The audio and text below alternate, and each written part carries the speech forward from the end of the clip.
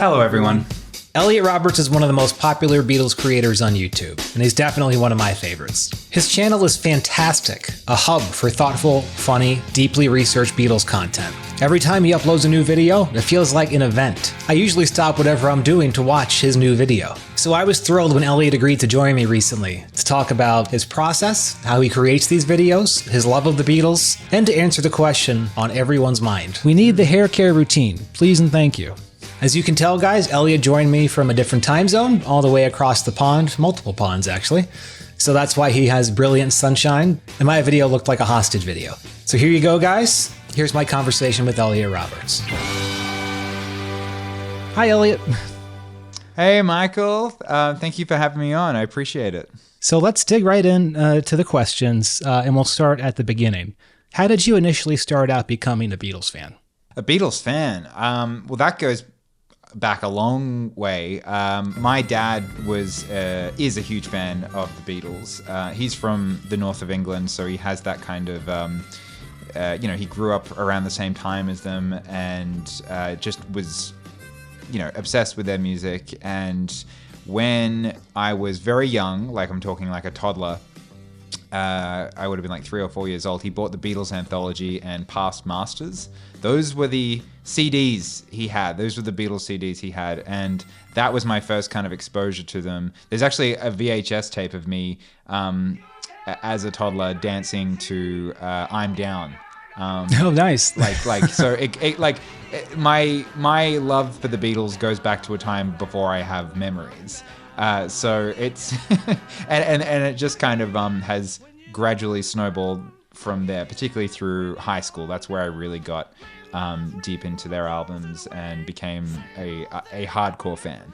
Now, I noticed in some of your videos you inserted some clips of you playing bass. It was a Hofner Beatle bass. So I'm curious, as you began immersing yourself in Beatles music, were you also learning the instrumental parts? Because you don't really talk much about that you can play music. I was shocked when I saw those clips. Yeah. No, I learned guitar and bass in when I was about 15 or so. And I can still, only really rudimentary guitar stuff, just strumming. I'm not much of a lead player at all. But bass was something I kind of kept up throughout my life. I got the contemporary series of the Hofner bass, that kind of. It's the one that I got too. Yep, same one. Yep. Yeah. So I got that in 2008, my last year of high school, and I've just kind of kept it around. Last year, I actually was playing in someone else's band I was just doing an album launch, and I was filling in for their bass player, and I upgraded the teacup to the teacup knobs. And very nice. Hardcore, yep. Yeah. And the proper mother of pearl pick guard as well. So it looks like a proper legit Hofner, but it is a contemporary series one in disguise. That's how the compulsions start. You think, I got to tweak one little thing on the knobs, and before you know it, you own 25 Beatles guitars. That's how it starts. Yeah, that is an impressive collection. I'm sitting here in total awe of what you've got behind you. Hey guys, I'm just filming an intro for my next interview, and I've got my gear arranged all fancily, so I thought I'd do a quick lap and show these guys off. Epiphone Texan, Gretsch Tennessean, Country Gentleman, Rickenbacker 425, Rickenbacker C6 5.5 Jazz Fest, Rickenbacker 12, Epiphone Rosewood Telly, Hofner Bass, Rickenbacker 320B, and Rocky. I've wasted a ton of money. I've asked this question to a couple other folks, and I think it's revealing because it's different for each person, and it's unique to hear these. For a lot of people, the Beatles started out as one of several bands that they like. They like classic rock, they like modern bands. For me, it was 90s bands because I'm 1,000 years old. But there's a moment for all of us when that changes. When there's a moment or a song or a time in your life when you realize these guys are like the greatest thing that's ever happened to me. And then you build kind of a career looking at the band. Was there a moment that stood out for you where that transformation kind of happened for you? Where it really went up another level is when I got the Love compilation album, the Cirque du Soleil accompaniment soundtrack. That came out in 2006, so I was, again, 15, this kind of age where I'm really getting to music, really starting to formulate who my true musical passions are.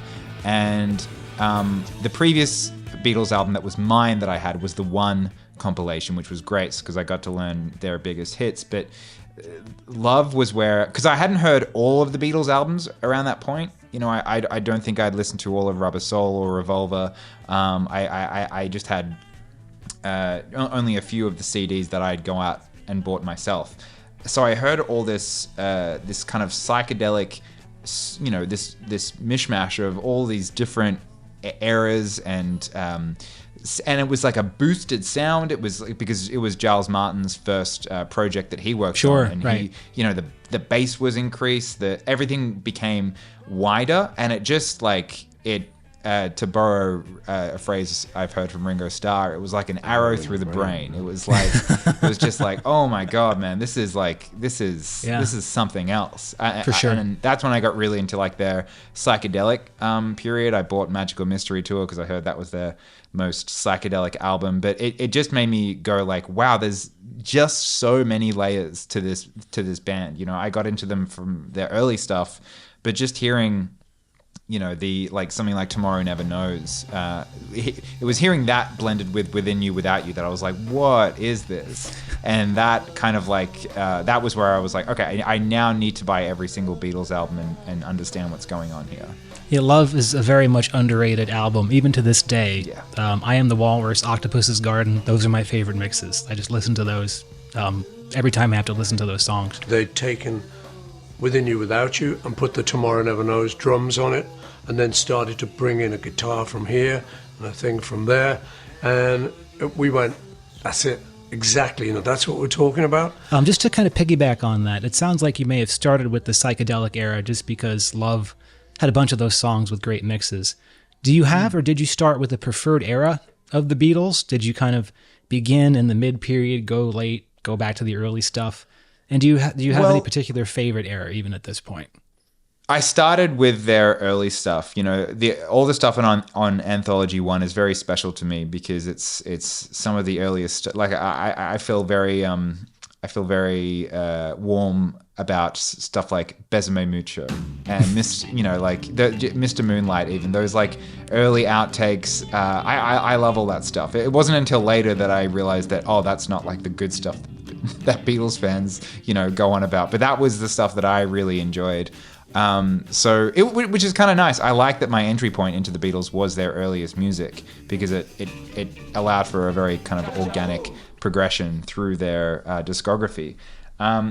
I typically, in terms of not necessarily an album but an era, I'm very partial to the kind of middle psychedelic period, kind of starting from Rubber Soul going through to Sgt. Pepper. That 3 run of albums I just think is there's nothing else like it, apart from what Dylan was doing at literally the same time with Blonde on Blonde and Highway 61 and Sure. The other one. That is the 3 greatest run of albums of all time. That was a great answer about your favorite period of albums because I noticed a hesitancy in some of your videos to name one favorite album. And I do have a segment towards the end about 4 Fab Questions where I'm going to put you on the hot seat. Just to fast forward and get that one out of the way because I know you're going to refuse, what is your favorite Beatles album? Well, I can't. I'm sorry, and I know you asked the song as well, but I am literally working on a series of videos right now where I maybe will get to answering those questions. Well, there's a teaser. Excellent. Yeah, so don't worry. You've heard it here first, everyone. That's coming. I'm in the process now that I've done all 4 solo discographies. It's high time I actually began talking about the Beatles music because that's what's so crazy. I've had this Beatles channel for 5 years, and people ask me what else is there to even talk about with the Beatles? And I said, guys, I haven't even talked about their music yet. There's so much to go.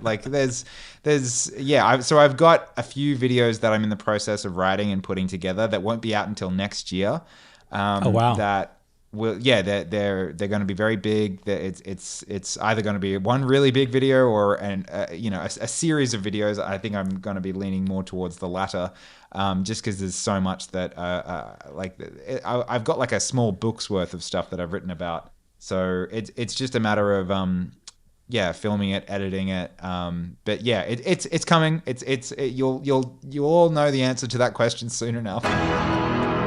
That's a great transition to talk more about the process where you began making your YouTube videos. It sounds like, first of all, your first video came out in 2020 during the pandemic. And based on some research I did, you had a couple topics you were talking about. The Beatles were one of a couple. And you're an actor as well.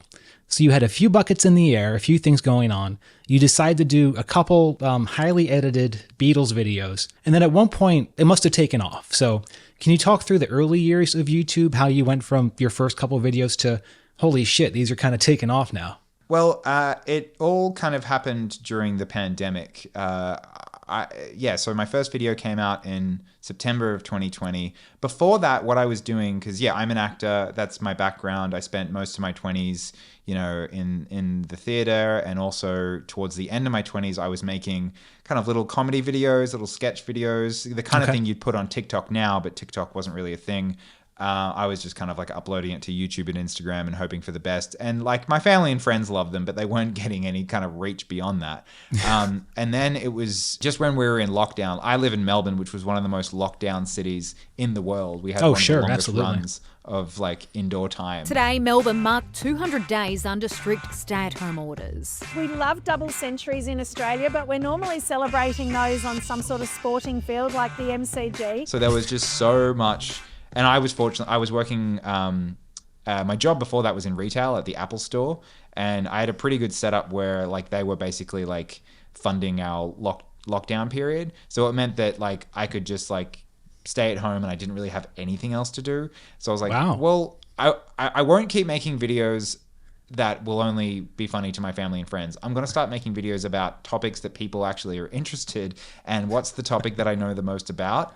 It's the Beatles, and what's it's an area that I do think even to this day I just have endless ideas for videos that I could make about them, and the first one was about the Beatles biopics that existed up till that point, because I was like, I want to see that video, like I want to see someone compile them all together and kind of compare them, because I know a lot of them are kind of like hilariously bad.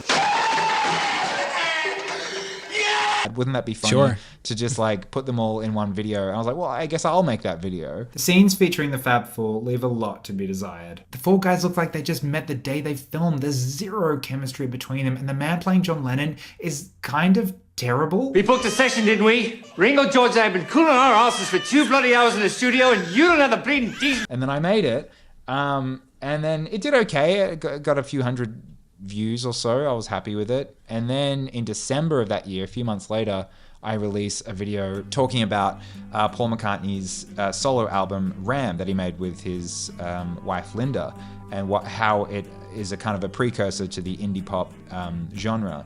And that after I released that, within about 2 weeks, that started bringing up the views quite a bit. And then in the early January of 2021, I just hit this like crazy peak of views and subscribers. It just like I don't know, I cracked the algorithm or something, and people were just flooding to those 2 videos, and I was like, all right, I got to make more.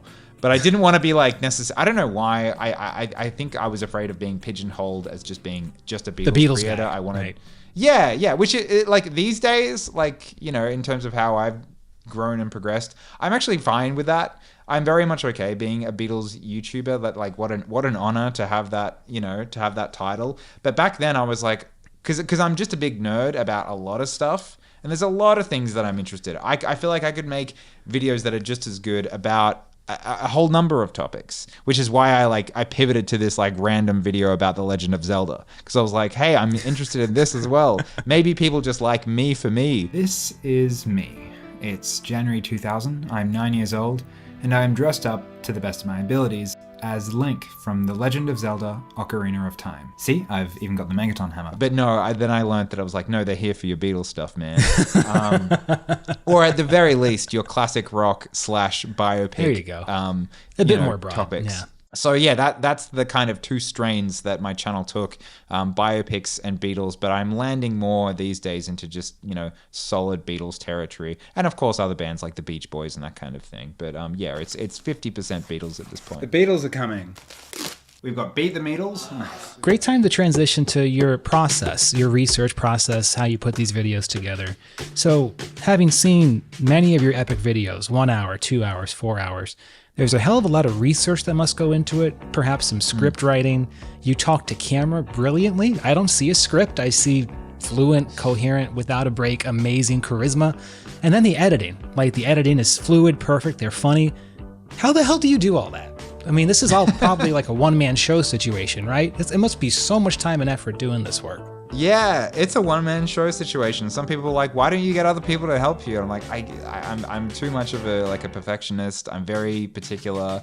And in answer to your question, the process has developed in the 5 years that I've been doing this. I've been doing this full-time since 2022.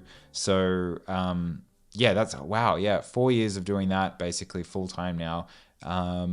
It started out more as just me, like, for example, that Beatles biopics video that I made. That was just a matter of me, like, getting a bunch of those film clips together and just, like, talking about them and, you know, shitting on them and that kind of thing. There was no real research or anything like that. I just, like, went off the knowledge that I already had about the Beatles.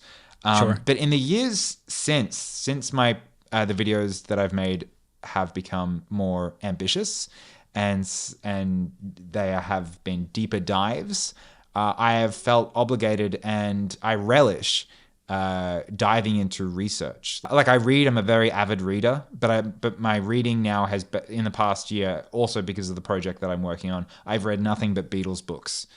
I read every morning for about an hour a day, and I just have a big stack of Beatles books that is just getting higher and higher because this is what I do now. This is my profession. This is your life, basically. yeah. And I'm like, well, I may as well, you know, I owe it to myself, and I owe it to Beatles fans in the community to really know what I'm talking about here. You know, sure, people are coming from my point of view on things, and that's really nice, but it really, like, when someone, like, comments being like, oh, you got this wrong, you got this bit, like, that really, that gets me. Even in the Ringo video, it's like 4.5 hours long. And I was like, I really think I've gotten everything right here. But I think there was just, I can't even remember what it is now, but there was just one thing that was like, it wasn't even wrong or right. It was like a gray area. And even that annoyed me because I was like, I really need to be on my shit. That is a common thread for YouTubers and TikTokers in this community is 95% of comments are wonderful, but 5% just drive you nuts. I have lost sleep over comments. So not just you, brother. Yeah. No, I know it's and it's silly to sweat the small stuff, but in terms of like writing, and because I do write a script, I know it probably just looks like I'm just speaking to the camera, but that is where I think my kind of like acting and presenting skills come in. Sure. You know, I'm very comfortable on camera, and I've always wanted this experience of watching one of my videos to feel like it's like I'm talking with you like a friend. You know, it's like just two friends shooting the shit, arguing over, you know, what the best solo Paul McCartney album is. That's the spirit, that's the sort of energy I want to bring to the videos. And I don't want them to feel, you know, because it's not TV. I'm not making like something that's like me up on a stage being like, hello and welcome back. You know, it's YouTube. So you've got to move with the medium that you're in. And so, which is why I also do rankings. You know, that's as opposed to like a chronological kind of history of Ringo Starr. It's like, okay, let's rank them. Let's create some engagement and arguing in the comments. Healthy arguing in the comments. So it's that really, but I do research heavily. I have copious notes, and everything I say on screen, more or less, there are some things that I ad-lib in the moment because I'm just feeling it, but pretty much everything you're seeing on screen is me memorizing a chunk from the text that I've written and kind of just delivering that to camera. You know, I have so many takes of me messing up, of me just, you know, cursing because like I get to the end of this like 3-line sentence and I mess up the final word. I'm just like, God damn it. Amazon, the big bad Bezos company who exists purely to cannibalize any kind of competition. The writer of the play, Alan Owen, was then chosen to write the screenplay. Returning to the poppier numbers on the record, we have the ELO sounding after the groovy. The band were involved in 5 official films that featured the band. If you'd like to join, link is in the description. You see just the pristine, you know, takes, all the good stuff that's edited together. And editing is my favorite part of the process. One of the emails that I get, speaking of people trying to, give me a hand, some people are like, do you need me to edit for you? I could help you edit your videos. And I'm like, I'm sorry, but that is just way too like particular of a style that I've developed now. Like 100%. it's kind of, yeah. It's turned into like a kind of half of my voice. A way I can express myself is through the editing. And I actually write now based on like jokes and editing styles that I know that I want to make. So it's all kind of like one thing now. And I couldn't pull anyone else in to the process. But yeah, it's a lot of, I do it every day. Like, I feel sometimes like I should be more present on other apps like Instagram and TikTok, have more of a Skylar Moody approach, like get in more regularly with like what's breaking, what's happening. But then it's just too much work, like I think maybe people think I'm just like slacking off or whatever. He hasn't released a video for 4 months, but it's not because, at all. No, I mean, from the fan perspective, your niche is long form, brilliant research and analysis. And I remember, just to give you a quick anecdote, I put out a video on our podcast Here, There, and Everywhere reacting to Anthology the day Part 9 came out. Took a day to edit it. It was maybe a half an hour of me talking to camera. Put it out. It got really good reviews, decent analysis. I did okay for one day having put together a script. But then yours came out like a month later. And I was like, damn it, Elliot put one out too. What's he going to say? And I went for a walk and listened to it. And I was like, well, I hit that point. So I was on the ball there. But then you add 2 or 3 or 4 subtopics that illustrate the main point. And I was like, God damn, he's good. This is why he's Elliot Roberts. Finally, the prayers of when are the Beatles getting back together had been answered. It's just not a true reunion of all 4 of them. But that's how I see the Beatles anthology more broadly. It's a bittersweet miracle. It's just simply astonishing that the 3 of them were able to reunite, reminisce lovingly, play together, laugh together, and even record together again. But that absence of John Lennon never stops being felt. It causes one to fantasize about what a true reunion of all 4 would have looked like and what it could have generated. But this is sadly as close as we'll ever get. Talking about editing, I've done some of it for our podcast, and the longest episode that I had to cut down was a 3.5-hour conversation, which I got down to an hour and a half. And that was a topic I loved. It was Ringo Starr's drum sets. I'm curious, has there ever been a topic you were not passionate to research and edit, and then it was a chore to go back and put it together? Or do you kind of carefully choose the topic so each one you're able to invest yourself in all those hours and hours of editing? That's a good question. When it comes to YouTube, those are usually videos that I've chosen very intentionally. So I usually have a pretty good time editing them. Sometimes my Patreon videos, because I release a monthly video on Patreon that's with topics submitted by and voted on by my patrons. So sometimes it's like I'm making a video that someone else has decided for me, or a group of people have decided for me that I need to make, and I'm like, all right, usually it is about something in my wheelhouse, so it'll be okay. It won't be a chore to work on. But every now and then I'm like, oh, you guys have chosen that.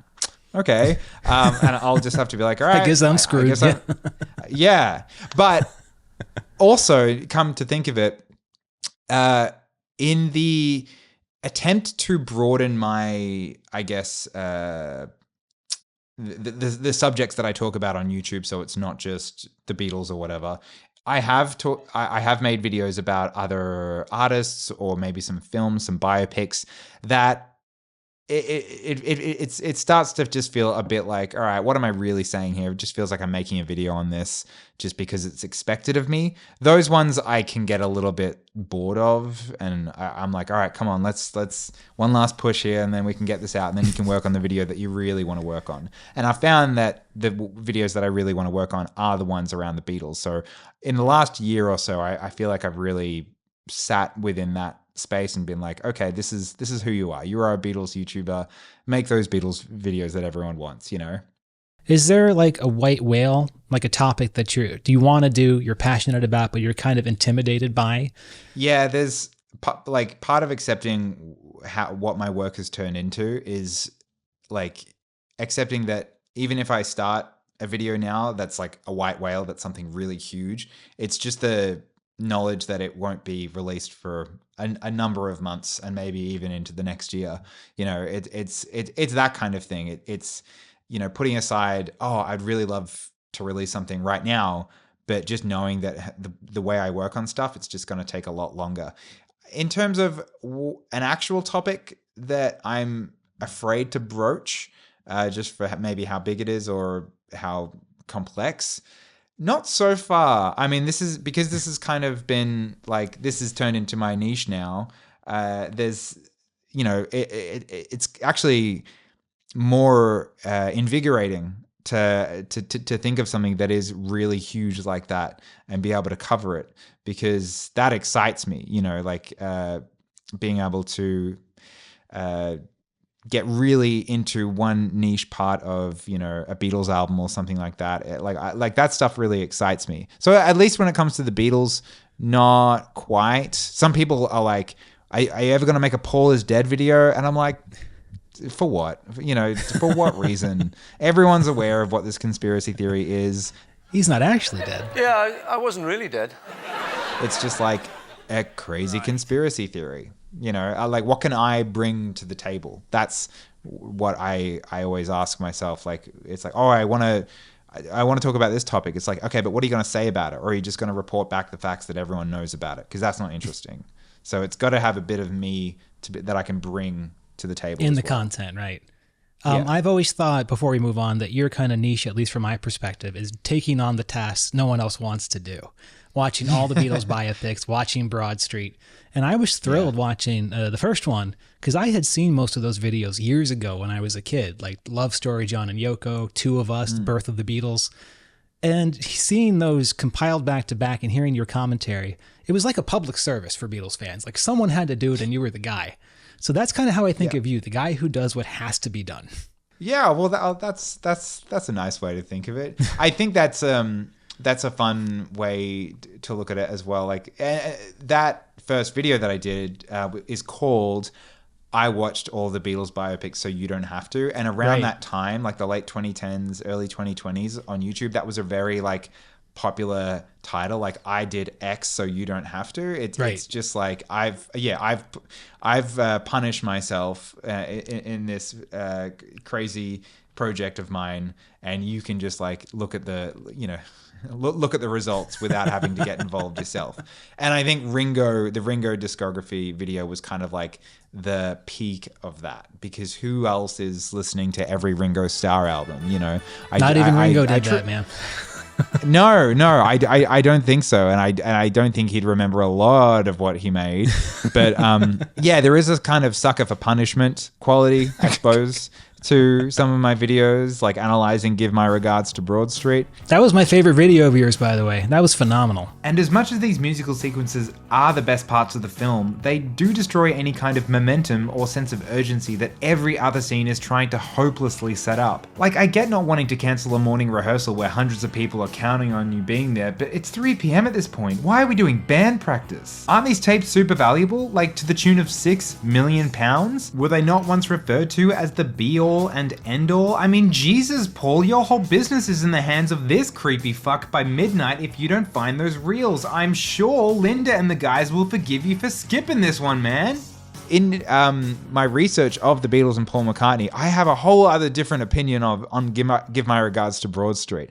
I think that whole movie is a way of it's Paul's way of dealing with the loss of John Lennon in a very strange way. Like, for one thing, the plot of the movie is basically Paul's lost these, master tapes, if you can call it a plot. Paul's lost these master tapes, and if he doesn't get them back, the basic the copyright or whatever, it goes into the hands of these investors, which is the exact thing that happens at the end of the Beatles' career. Because of the conflict between Paul and John over Alan Klein, they lose the copyright. They lose the ownership of Northern Songs to ATV. That's the exact same thing that happens in Give My Regards to Broad Street, except it's a happy ending. And the guy that's missing that has the tapes, I think is like a stand-in for John, and he like gets reunited. I don't know. I have a whole different analysis. That's trippy, Forgive man. my That's gonna regards blow to Broad some Street minds. now. Yeah, wow. I'll have to rewatch with that in mind. Yeah, it's kind of, it turns it into a kind of like a somber sort of mood.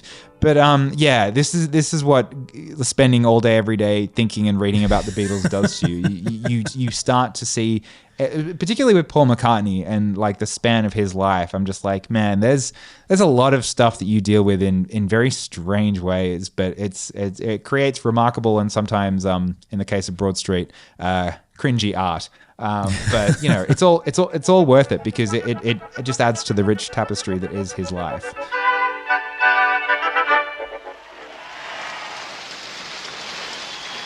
You're a long way away, mate. Oh yeah, I must have been daydreaming. It was a dream. Paul, buddy, do you see why they sent back the script now? Well, let's transition to our final couple topics. This can be kind of a quick answer, but I am curious. So Apple Corps has a new CEO, Tom Green, and there have been rumors about the direction the Beatles may go in the next 5, 10, 15 years. Do you have any speculation about what comes next for the Beatles, a band that broke up 60 years ago? And what would you like to see happen next for the Beatles? Yeah, I talk about this a bit at the end of my recent anthology video, where the Beatles might be going forward with this new CEO. I think it would be a mistake to stop the Super Deluxe editions. Particularly, like I know the window to release Rubber Soul kind of came and went in 2025 if they wanted to do a 60-year anniversary, and I know there wouldn't be as much on there compared to like what we heard in Revolver, and half the songs came out anyway on the Red and Blue. But the thing about a lot of Beatles fans is that we are collectors. We are physical media collectors, and we really love that stuff. And we're like, even though there is a whole new generation of fans, and I'm talking to those guys, mostly them in my videos, because that's just what my demographics have proven to you know, it's For younger sure, people yeah. that watch my videos mainly. So I find it's a lot of older people that comment, but it's a lot of younger people that watch them. We do have to keep creating reasons for those more seasoned fans to hang on and keep getting excited. If we pivot too hard to just like, whoa, TikTok content, you know, it's just going to look like the whiplash is just going to be too severe. I do think you can do both though. And I do think there are younger people that also do love physical media, especially these days. Everyone's getting so sick of, you know, AI and not being able to own anything via, you know, these unfair streaming prices for different subscription services and that kind of thing. How nice if a company like Apple Corps and the Beatles created things that you could keep forever. And I really think it would be a great shame if they only released things on streaming or did very surface level box sets going forward. I think that would be a great shame. So I do think keep releasing the Super Deluxes. I wouldn't be mad if, for example, a few albums were smushed together into one release. Like you could do Please Please Me, you could do, you know, the first 4 albums or so as the early one years, box set. right? Because they got rid, like they weren't big enough to have saved most of the outtakes during that period anyway. So I think a lot of people are expecting that there's just as many outtakes with the Beatles as there are for Sgt. Pepper, and that's just not the case.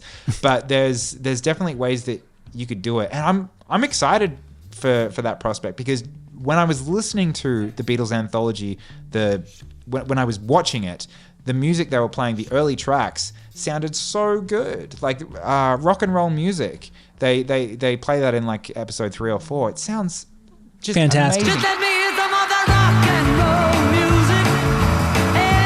But we can only hear it. We can only hear it in that Beatles anthology. So, right.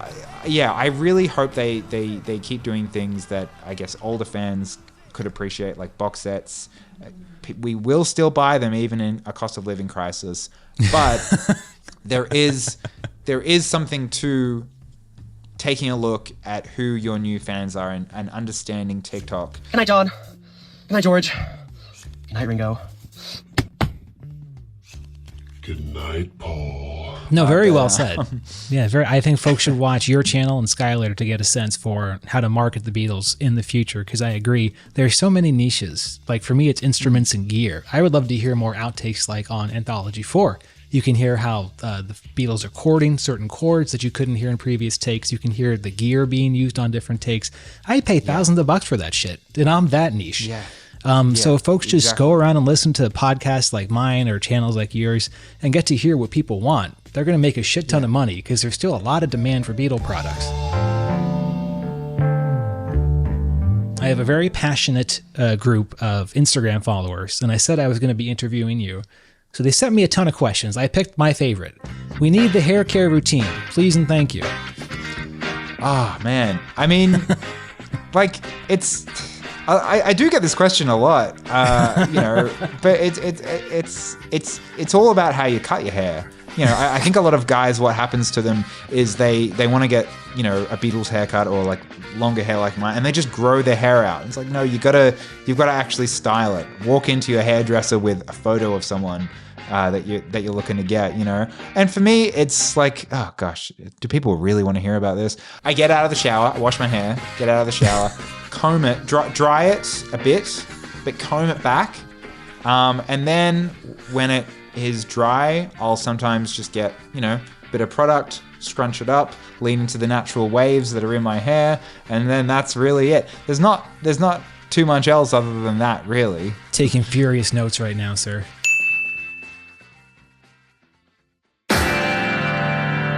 All right, well, transitioning to our final segment, Elliot, you've been fantastic. Thank you so much for your engagement, but we're going to put you on the hot seat. This is a segment called Four Fab Questions, and you have to answer. You can't weasel out. These are questions you have to answer directly. So question 1, if you had to pick one all-time favorite Beatles song, one Beatles song, what song would that be? I've literally just written the script where I announce what this is. So, like, guaranteed this will come out in the future. Okay. But I don't want to take the sting out of that Perfectly that moment fair. Just yet. May I try your least favorite Beatles song? Would that also infringe on your upcoming video? No, I don't think so. Okay, that's fine. We can probably answer this one. I do think it is. I think it's Little Child. Oh, interesting. With the Beatles. Yeah, I Not just think it's harmonica. so. The harmonic is fine. I think the lyrics are just really lazy. You know, and it feels super pedestrian, you know, like, first of all, it's Little Child, like that's not ideal. That's not a good climate to be singing songs like that right now, John. And then it's like, you know, come and take a dance with me, da-na-na. You know, it's they are better than that. This is a loaded question, and feel free to not answer if you don't want, but you've mentioned acting and your acting career, and the research I did on your other videos and today. If you had to do it all over again, and you had a choice between being a successful actor, let's say being cast in the Beatles biopics, or your current YouTube success and YouTube career, and the following you've developed, which one would you pick and why? It's interesting because I have friends that are actors now, and they're working actors. One of them's in like an American sitcom. But hearing their life and how little freedom they get, it's like, man, I much prefer what I'm doing right now. You know, I get to do my own research, create my own videos, express, you know, what's happening with me and everything that I'm doing. I love what I do. And I hear about these actors and they're burnt out. They can't get regular work. 18-hour days. That's, yeah. On that side of the coin, I'm happy being a YouTuber. But if it was like the kind of acting where you're in the contention to be in a Beatles biopic or something like that, like a career like, you know, Paul Mescal's, I might be too curious to see what that's about. Like, I'm not going to lie. Like, I love YouTube, but like to have that level of, you know, not that fame is what I'm looking for or anything, but to, like he sat in front of Paul McCartney while Paul McCartney taught him Blackbird. You think anything I do on YouTube is going to be better than that? No way. Like that's killer. That's like peak. That's the best possible thing you could be doing with your life. You know what I mean? Fair. Even if these movies turn out to be terrible, like just having that experience alone would be worth it. Pretty amazing. If you could cross space and time and talk to any of the Beatles, any living or dead, and ask them one question, what would that question be?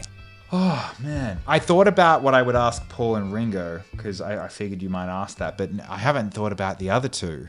Well, I'll answer Paul McCartney right now, because I thought about that question. What I would ask Paul is, why don't you bring any of your 80s songs into your modern set lists? You know, Fair like question. I know there's plenty of Wings materials, but he never plays anything from the 80s. Flowers in the Dirt, even though it's not one of my favorite albums, has some great songs on it and was a very special album to him. He toured a whole show around it, and he never plays any of them. And I'm like, why not? Because there's some really great stuff there. When I was working on my George solo album ranking video, I had all these questions for him, and I can't think of any of them now.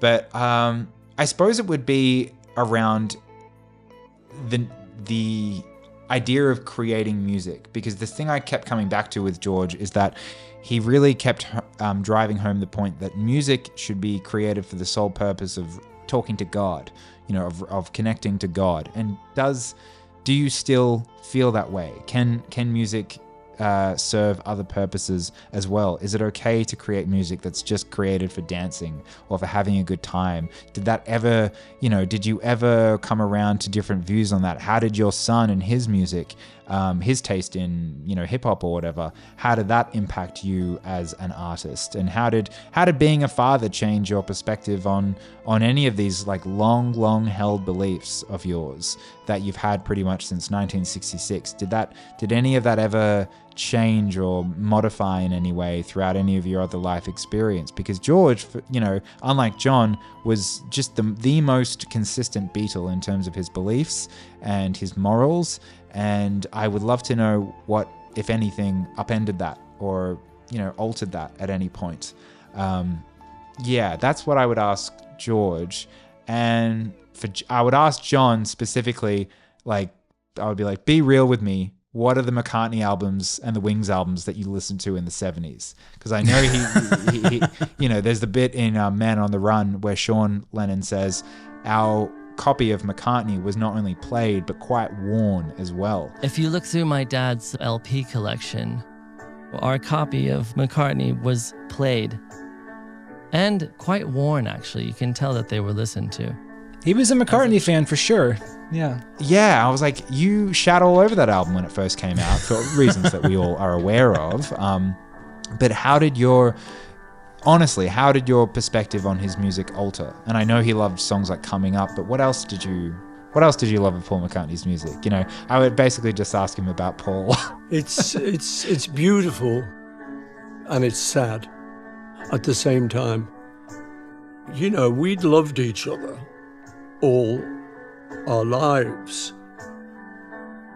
All right, last question for you, Elliot, and this is something I've asked Skylar Moody and a couple other guests, which is one of my favorite memories of doing all of my Beatles activities is the connections I make, the friends I've made, some of the conversations I've had, the gear I collected. It's hard to pick kind of one highlight from this incredible hobby, this incredible activity. If you had to try to pick one moment, one memory, one video you worked on you're proud of, what would that be? I think when I traveled to Liverpool in 2022, that was a really big moment for me. In fact, when I was on the tour of the childhood homes of Lennon and McCartney, I was standing outside Paul's childhood home, and that was the first time I got recognized for what I do, which was really cool. The fact that it happened, like, I mean, it's more likely that it would happen at a Beatles, you know, related event or location. But yeah, a guy from like South America let me know that he watches my videos. And I was like, wow, I live in Australia. I'm in Liverpool. And there's some guy from, I think, Colombia who watches my videos. I was like, that's super really cool. Yeah.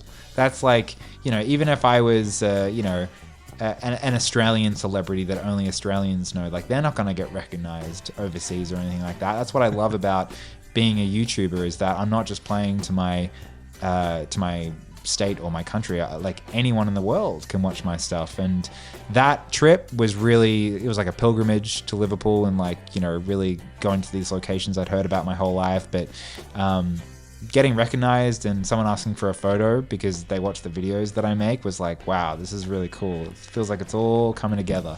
And I guess one other answer I thought of was when I got to go to the Melbourne premiere of The Beatles Get Back. We don't get a lot of like stuff. Like, I'm very jealous of people like Skylar, who lives in New York, and the proximity.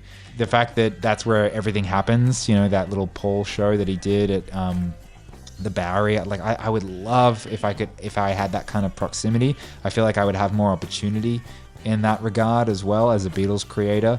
But as it is, I do live in Melbourne, Australia, where not much happens. So when I got to see Get Back, thanks to a friend who reviews movies, that was really cool. And that whole Get Back period felt like a really fun time to be a Beatles fan and to be able to make videos around it as well that people really wanted to see. I felt really blessed. Really happy with that. So yeah, it's good living being a Beatles content creator. I hope I speak for Beatles fandom. Maybe I won't be that arrogant to say it, but I believe it, that even though you may live in Australia, you're a huge part of the Beatles family. I look forward to your videos constantly. They're resources, not just entertainment. Ton of great information, entertaining as well. And I'm sure all of us can't wait to see what you do next. I'm glad you teased a bunch of it here. We have some exclusives here on future content, but can't wait to see what you do next, and certainly keep up the great work. Thank you so much for the awesome conversation. Thank you, Michael. This was an absolute joy. I really appreciate being here on The Beatles Reconstructed. Hey guys, one last thing. If you haven't already, subscribe to Elliot's Patreon. He uploads a video every month. They're fantastic. And as you saw in the video, his content is absolutely amazing. Go watch it.